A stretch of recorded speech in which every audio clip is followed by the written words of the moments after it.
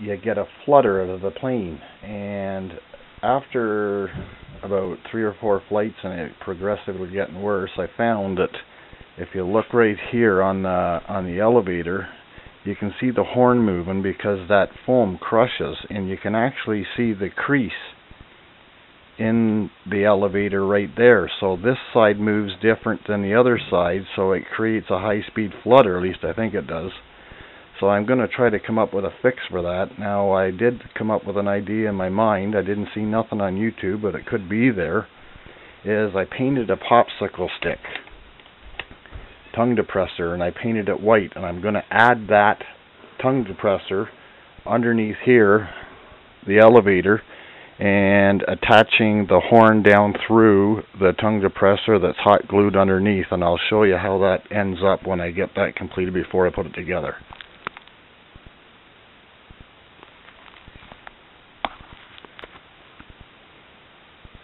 Well, I got the modification done on the Apprentice. I'll just turn it over and I'll show you what I've done. On the back side, on the elevator, I hot glued in the popsicle stick, and I've also fastened the screws through from the horn into the hardwood on the popsicle stick. And you do have to relieve a little bit of foam there on the back tail of the plane to clear the popsicle stick so you get full deflection. And on the top, I used these screws and I went right down through into the hardwood, and you get a good bite on it. Now, one other thing that I did do the modification to as well is, if you can notice, the horn on the end of my rod there, rod end, they got a plastic piece that locks that into the horn. Now, if you've flown an Apprentice for any length of time, you'll already know that they break, especially the one up here on the nose gear. And you can see in here where I got the wire with a chunk of fuel tubing holding the wire in.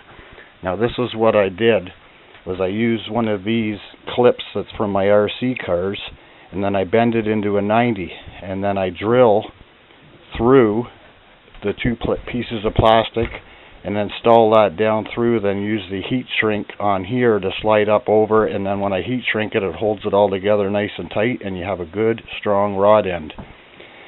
Now, I've done the modification on the elevator as well, and I'm going to do the rudder and all the main control surfaces. You want to do that because if you lose one, you lose your elevator, you're in trouble.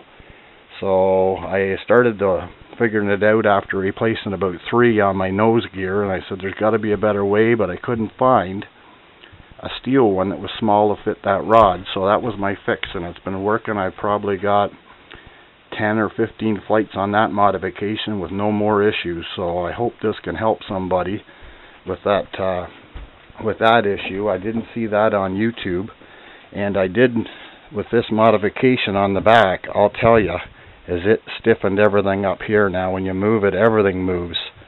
So I'm hoping this takes the flutter out of this plane. I'll try it, and then I'll put another video up to tell you how I made out.